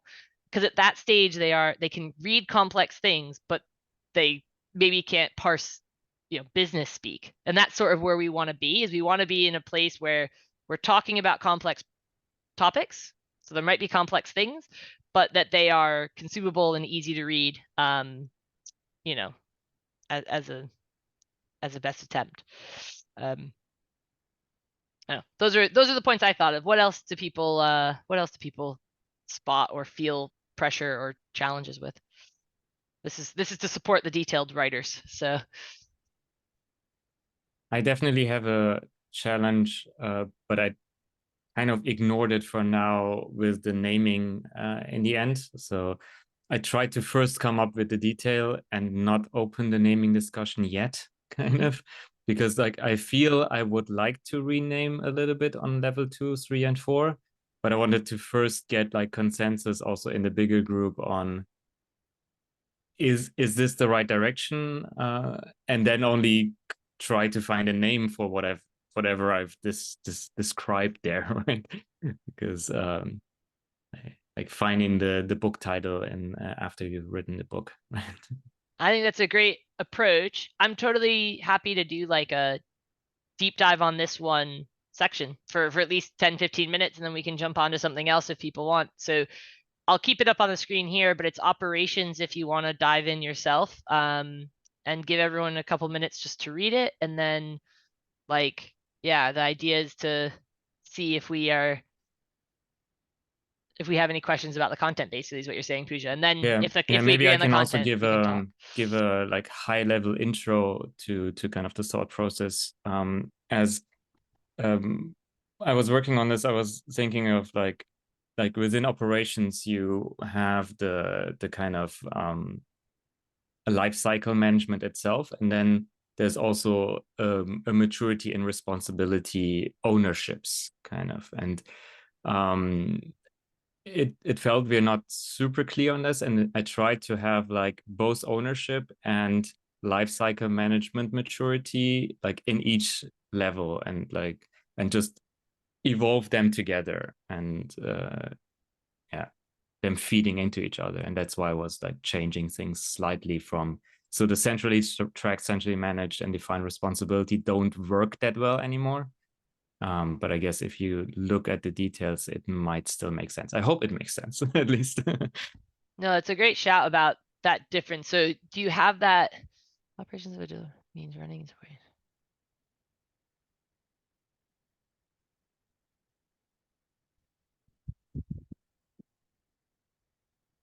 I didn't mention responsibilities in the So that's what I'm top. just thinking, like so I think that if it's not mentioned there, it's gonna be hard to pull it through as a thread. So that's an easy fix, right? But I think that it's like, that's a really good point. In my opinion, the operations developer platform means running where includes in my opinion, this section, where you talk about like what is the life cycle, could be concise down to maybe like a sentence about like from introducing new capabilities through to, or no, we really talked about after it's been introduced, haven't we? Because the new ideas is going to be around investment and stuff. So I think you had it right, starting with ongoing maintenance through to sunsetting, but I think you can probably get away with like a sentence. And if people don't know the life cycle of a product or of capability, then like that's one of those things we could always do a deep dive on if there's a set of questions there, and then we could make space for another sentence where we talk about responsibility there, I think. Yeah. Cool. Can you add that as a comment? Absolutely. I'll rework that. So I liked your realization about that responsibility versus life cycle.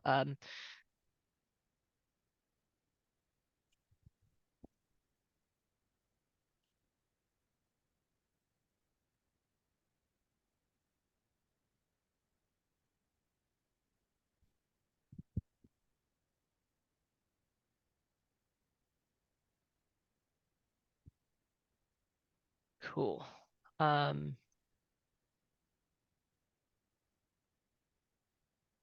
Yeah, I Yeah, tried I to love add that. that, so it's like, Yep. I missed it somewhere else, but yeah.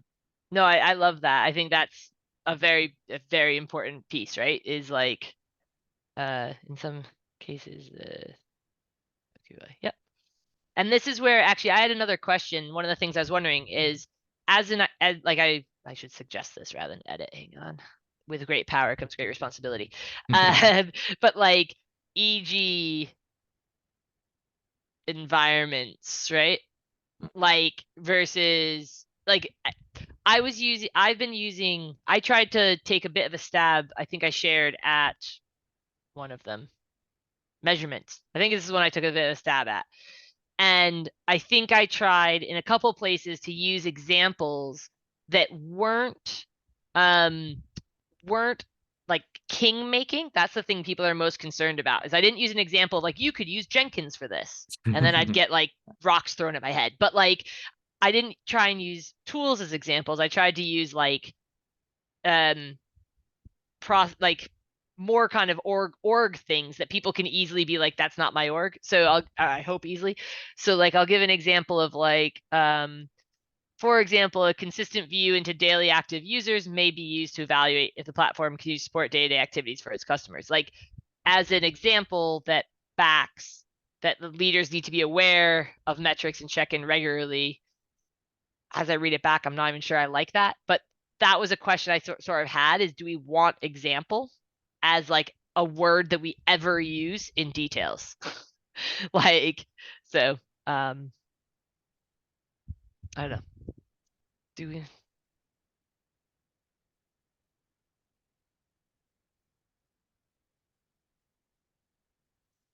Just leave that there I as a think suggestion. for this one, I was also thinking about like an example might definitely in this case make a lot of sense. Cool. But I really like the call out, by the way, that sentence, like, I think is the right shout, to make sure people aren't just thinking databases or whatever, that they're thinking useful kind of products. Has anyone else gotten to read this while we were jabbering away and have any comments?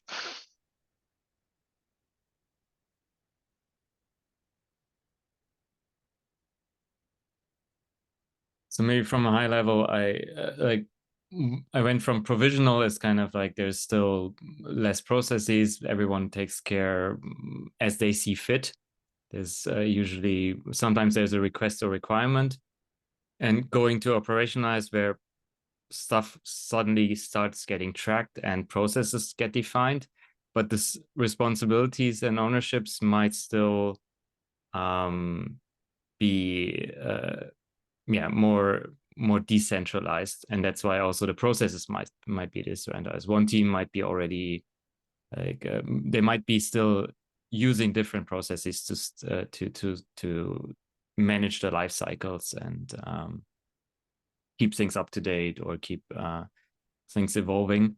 And only in the scaled phase we start actually centralizing.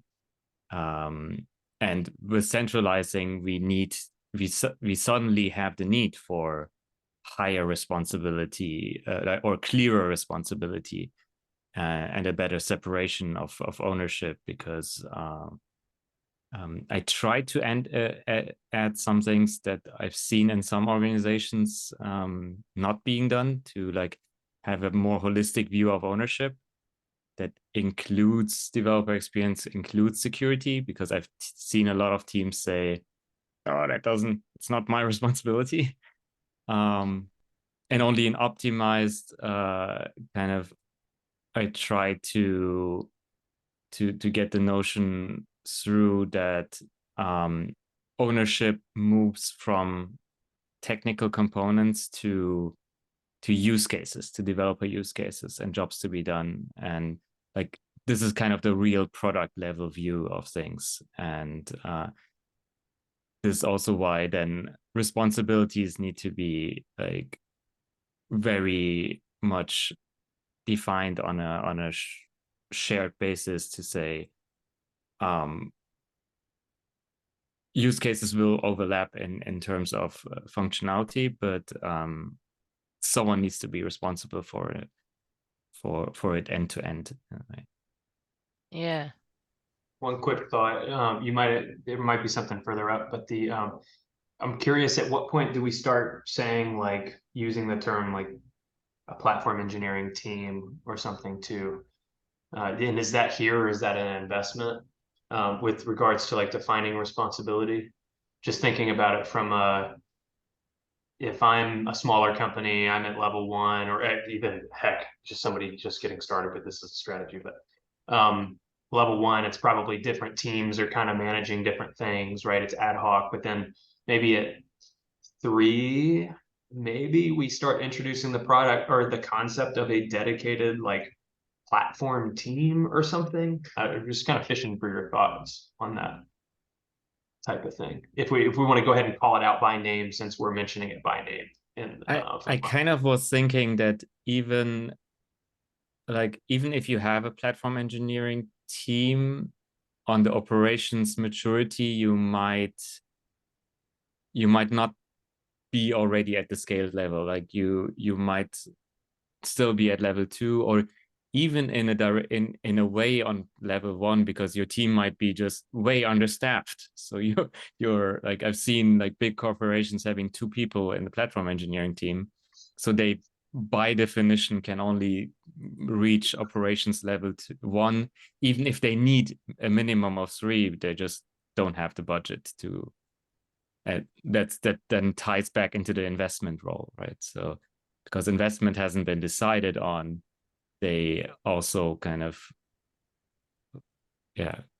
can't get mature on a different aspect.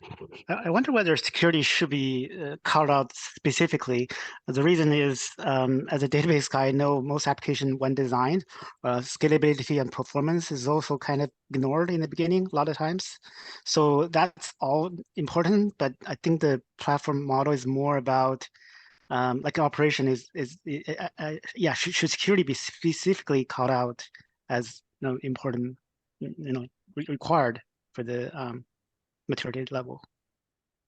I think it's a capability that gets called out. I don't know if that kind of goes back to what I was getting at with interface a little bit when I was talking through it. A platform should provide the capability for security teams to go and perform what they need to perform, right? And so I don't know that it belongs to get called out in operations, or like if we need to call out specific examples like that, or list you have operationalized all of these things, and then that means you're at level 2 or something like that. I like that it focuses on, okay, you've centralized management of what you have as capabilities as being the thing here. Yeah, and like when I mentioned securities in some of the levels, I tried to mean it as in the security of the platform capabilities, because I mean those itself, they're like the platform team needs to own their own security. Cannot just like offload that to someone else. Yeah, that's interesting too.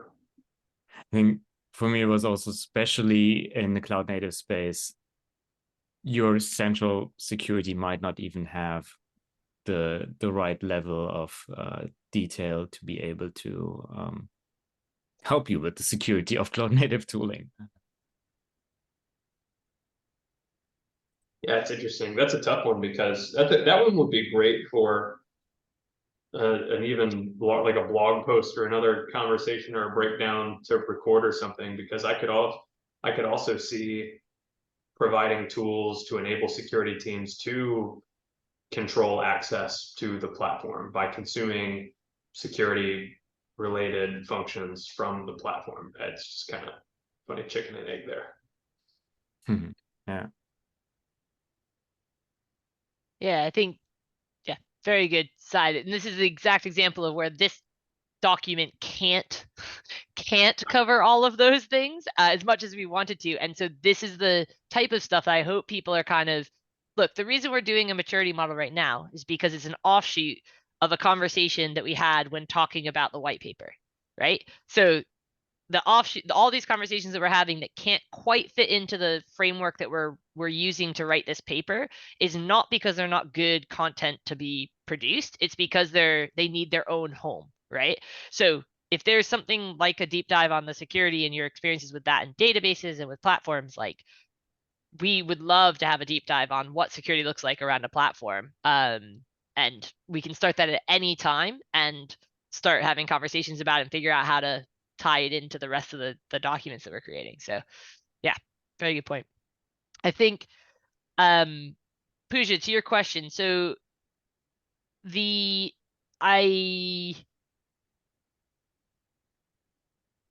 thing that I think bleh, words. Sorry.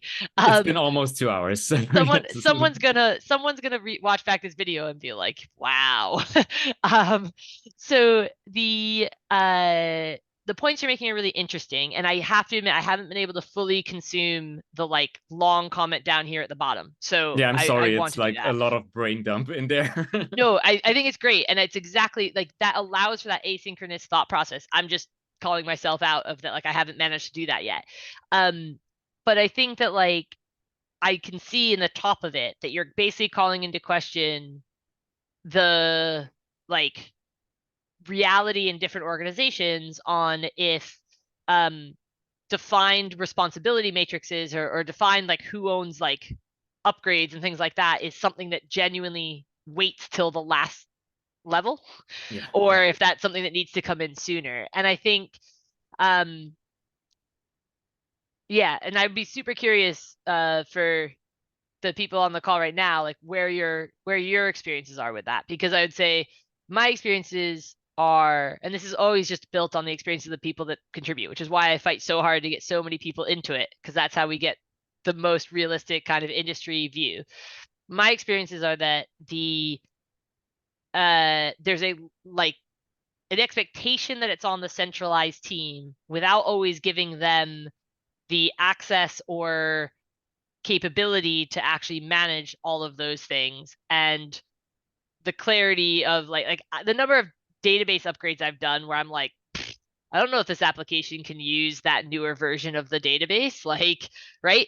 I know that the database will be up and healthy, but like if they're using some sort of a deprecated something when connecting to that database, like it could kill the app. So there is a responsibility matrix there, but in my experience, it's commonly that is like sort of on the platform engineering team to like reach out and sort of have that conversation. There's not really and then the application teams are like, I don't have time for you. I have things to do. And like, you're sort of beg, borrow, and stealing people's time to try and get these upgrades done in a collaborative way versus making it really clear what is expected of both sides and like having that be highly visible and all that. So, but I'd be super curious, Colin, VJ, Victor, John, if any of you have different experiences. Yeah.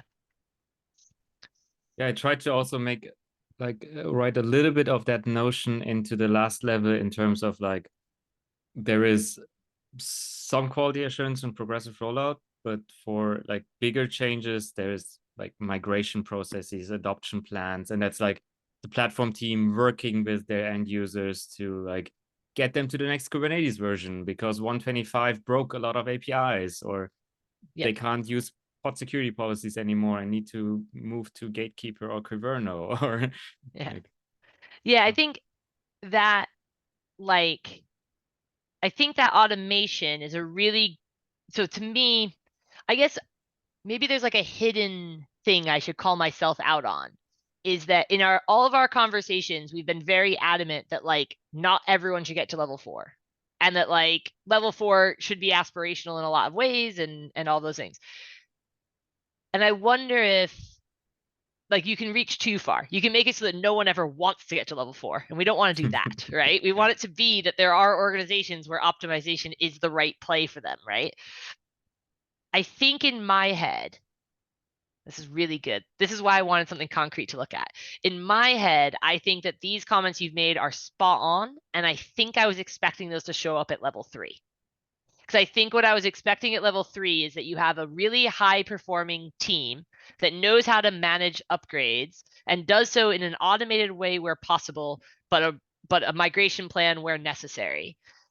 And that the difference is that at level 4, that centralized team is no longer a gatekeeper to upgrades in a way that's like, we are on our roadmap is a set of upgrades over the course of the year. First Kubernetes and then Postgres and then whatever. Instead, it's like, there's like, if you think about, try and use an example from our cloud experiences. If you're using GKE or EKS or whatever the cloud provider of Kubernetes is, you can subscribe to an upgrade channel. And everything from give me every upgrade you've possibly got as soon as it's hot off the press through to don't you dare touch it. Like, and like whatever the levels are that are between it. And I feel like level 3 doesn't have that. Level 3 is like, I'm taking care of you when I tell you that you need to be taken care of and you need to be upgraded. And level 4 is like, there are reasons that you should want to be more progressive with your upgrades or less, and you have that ownership of understanding. And if you choose to turn off automatic upgrades, you then are like kind of owning that upgrade process, and we'll have to there'll be like automated prompts for you and deprecations and whatever's. As like an example. Like another example being possibly the responsibility matrix. Like, I haven't seen this done super well in an organization. This is where I think we're stretching for level 4 a bit, and maybe too much, calling myself out. But I think that idea of like basically marking that the application team needs to validate that their code base works with version X, and the operations team needs to mark that they're ready to upgrade to X. And like, somehow they're making clear that those are the requirements and that they're each being prompted at the right pace to like do the things they need to do. And when both sort of are like, we're ready, things kind of can happen because you can trust that like each side knows what they have to do. Like the application team knows how to spin up their app with a newer version of the database to test it. And the ops team knows how to spin up the newer version of the database, which is what gives the app team the chance to even do those testings. And like that responsibility is not like pushed from the centralized team onto the application team, but it's actually like a well-defined like thing. But I'm ranting at this stage. So VJ, what's up? AB, I had a couple of points here. Like, so the way how I structure my team as a platform engineering that I build and manage right now is that we built that as part of our team KPI. Any work that we do, any platform that we build, any component that we build, we have to have like what do you call it as right what I'm looking for. Any application that integrates with our platform, they have like a regression suite that runs against our new version of the platform through the GitOps model. And we are, when they run the test suite, and we ask them to enable a flag in their pipeline that it's not only against the current platform, but also for the beta version of it. So if the beta version of the API fails, that is where that alerts comes to platform team.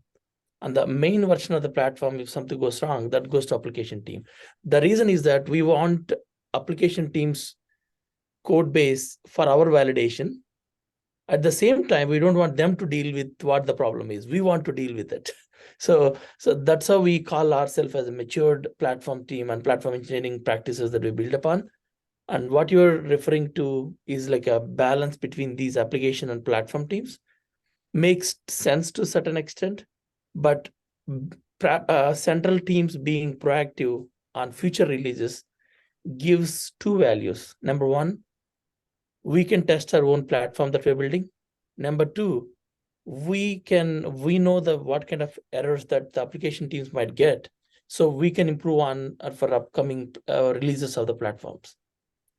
So yeah, I think that's a super cool example, because I may or may not have chosen the same responsibility matrix as you, right? I as like a reader of this model. I may have in my mind a different responsibility matrix than you have, but you have a very clear matrix. Application teams are in charge of current release health. The centralized team is in charge of beta release health. Like that, and that's what I think was the hope for the defined responsibility at the top level, that like that's what the organization is having a conversation about, of like who's doing what, who's in charge of upgrading, who's in charge of the health of the system at like within, and it can be within their like parts, right? Like within, it could be a part of the system that they're responsible for and a part that another team is responsible for, but it would be clear by that responsibility matrix because everyone will define that the way they are. Yeah, so one of the simple way to put it, the same problem is that whatever the feature that we are building to the platform, I do especially see it as a technology offering than a platform offering. So that is where I was able to define it to my team. When I was explaining my team the same problem, they are confused with this, and because they have a number of questions, right? The way how I was translating is that the current production systems are more like a platform, and any enhancement they are doing, as you think it as a technology offering, you are going to offer a technology and then make sure the technology works. It breaks or cracks and everything, not as a platform. So I categorize both into two different aspects. So that Interesting way they see it as, before even they call it as a platform model, they call it as a technology technology model. So that way, it's almost like an upgrade from technology to platform. Interesting. I was muted. To me, that's kind of has parity with what I've been using for capabilities as well. Like a capability is a technology. Oh, awesome. Yeah. So I really like your example also. And one thing that we had in the past in the table, or at least it was, I hesitate to say it was more clearly defined because it's not the right way to put it, but that kind of that journey from, and it was more on the adoption side, I guess, to being able to proactively now provide new capabilities to the consumers of the platform. And rather than just being reactive, in the past, we said you were reactive and just responding to the needs of your users, and now you're anticipating the needs of your users. And I really like bringing that back up here, almost even at the level 4, because at the adoption level, we're saying like provider driven and then community enabled. And like, it feels like we're kind of making that same turn where you're not relying on the teams now to be, I'm saying this wrong, but to be responsive to the upgrades of the platform. You are enabling that to a degree, but I mean, you're doing proactive testing by giving them an interface to interact, which is the unit tests and things that they can create. But you're doing proactive testing of the upgrades of the beta channel of a platform. And like that to me is very that's very level 4. I think that's awesome. The other thought I was kind of having there too, and I mean, I was thinking about it, Abby. I'm personally, I'm okay with level 4 being attainable.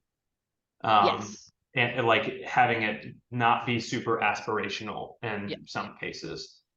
I think it should be high level, but definitely it should be attainable by enough people in the industry that it doesn't feel like this is just us being airy-fairy, like looking up into the sky, right? So yeah, I totally agree. I think that is where we need to target. So, and I think a couple of these, like it's like for me, operations is very much like it should be attainable and not aspirational, and to some degree. But Vijay's example is awesome. Is attained. Like, you've got clear capability and platform lifecycle management. I think that's really cool. No, actually, that came because of the one word I heard in the call, which is high performing teams. Usually, you cannot achieve like with a normal team that kind of results. Actually, the high performing teams are eager to look for that kind of proactive things, like how we can build it so that next time. So that is the biggest thing that I always see like as a puzzle that is hidden, a secret puzzle problem solution, that building the team and the rest everything will follow. Yeah, very true. Victor, I see your hand raised as well. I just want to quickly check in with Pooja and then get your story. Is this helpful at all? Yeah, totally. Okay. Yeah, I'm just trying to sort everything in my head, and I might want to rewatch the recording a little bit again. So Yeah. so I'm getting a notion of like, okay, so we have the shared ownership. We have like a more of a product understanding with the kind of more this proactiveness in level 4. I think that's definitely a point that I'd like to make then more clear, especially when moving towards your suggestion of moving some of what is currently in level 4 into level 3. And yeah, in a way, it's then also the enablement of the users, right? It's like in level 3, it might still be like live with it, and in level 4 you're proactively working towards it, but also enabling them with either tooling or better documentation or whatever to move to the next level, right? And in a way, you as a platform, you're maturing your users too, right? Nice. I think rewatching this will be almost necessary. There's 100%. like sometimes doing these calls, we get so excited and we talk about so many things, and then it's like, okay, but now how does that like translate back into like the concrete, concise, short sentences and so forth? So definitely like call people out in the comments, throw stuff into Slack. We can do asynchronous chat on some of this and refine it as we go. I think I'd expect that. Like this is tough stuff to try and clarify. So Victor, sorry, that was a long wait. So I think operation among the 5 items, this one is probably the most when it comes to how to make the platform invisible to the developer. So I would say automation and self-service is probably the most important thing. So just reading the centralized tracked, centralized management, only the last level 4 have automation automation in a sentence. So yeah, so I guess maybe I don't quite get what Pooja is trying to say. So I think it would be nice to describe different level of automation from level 1 to level 4. Yeah, I think that definitely we called out automation into level 3. I think different types of automation may end up being surfaced, but also just the concept of automation being a focus point for level 3. I think one thing we just have to keep in mind is that each level you aren't precluded from doing the things at a higher level just because you aren't fully in there, right? So if we talk about automation at scaled level 3, like you're not disallowed from doing automation prior to that, but you may not have the holistic view of automation which is centrally executable and done in a safe and rollout oriented way. You may at the provisional level, even by request or by requirement, have scripts that you can run that are automating the upgrade, but are doing so in only in an ad hoc way and only like when there's a major, as I think you wrote really well here, Pooja, a major requirement, either feature or security related. But yeah, I think we can think through like whether or not automation should have an appearance in each level, because as you say, that transparency to the and the support that operations can provide, or if it's really we want to focus on where does automation become the differentiator, and maybe that's level 3-ish. Yeah, I do agree that Can at least some level of automation needs to come at latest in level 3, right? Yeah. maybe because it's just a database, because database automation have many levels. You could have simply a script to help you install, that's automation. Yep. Or you could have a database, everything installed for you, and then still patched, but you have access to the operating system. That's another level of automation. You could have this database provisioned by the application team, everything, including patching, all that is automated for you. So there are different level of automation. Yes. Yeah, definitely. And I think one thing that I find that really difficult with putting that into the detailed sections is that what people choose to automate and to what level is going to be very different based on which capability they're looking at. So you're talking about databases, but what about VMs and what about edge compute and what about all these development environments and all these things? And the other thing that's going to be very hard to like kind of wrap up well is going to be that like it's a very tactical solution that is maybe hard for people to abstract away to their organization, and we want to keep kind of the focus on the practices or the like outcomes that they're achieving, not how they're achieving them, because our ability to script databases has changed tremendously over the last like 5 years. Our need to automate workloads so that it is repeatable and less and more reliable and more resilient and all that has not changed. And so we want to focus on our attention on writing more towards the automation for repeatability and less towards the type of automation that can be applied to any given capability. But I think your example is spot on, and it's exactly as powerful as VJ's, where it's like these are the examples that we're sort of hoping that people who read the model bring to mind. And so this is reinforcing that we're getting somewhere good, right? We might not be there quite yet, but we're getting somewhere good. Maybe not level automation, but maybe level of invisible infrastructure, invisibility. The amount of which you have to be thinking about the infrastructure versus just using the capabilities. Awesome. Well, it's been 2 hours for you all. That's only been an hour and a half for me. I've got fresh legs for another 30 minutes, y'all.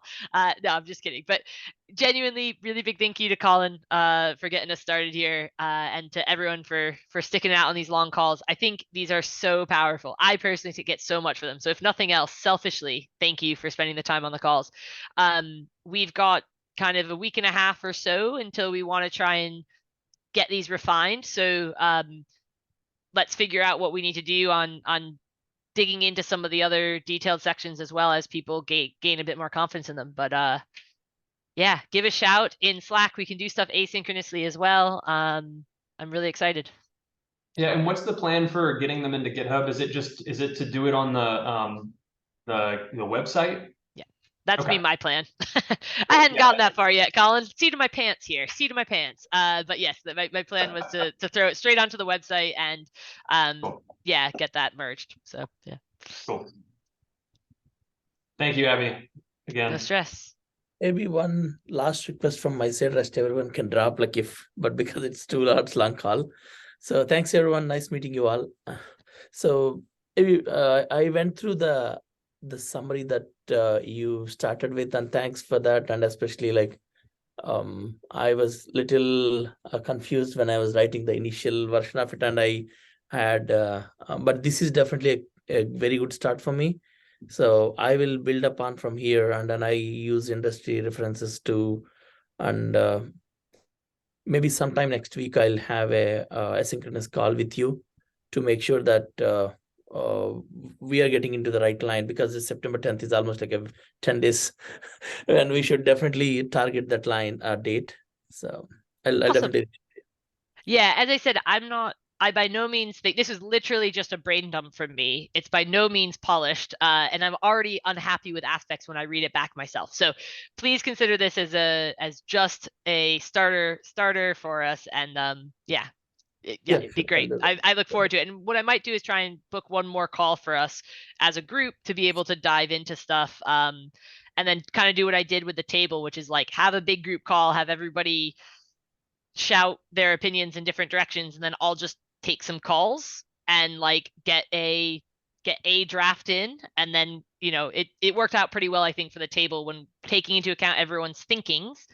One person tries to put a consistent voice on it, and then we can kind of tackle the details from there. So that's probably how I'll go about it, but I have to check on when we have a time for another call. So yeah. Awesome. Well, thank you all so much. I hope you all have a fantastic day, evening, night, wherever you are. And we'll chat again soon. See you in Slack. Thanks, y'all. Bye, y'all. Yeah, thanks.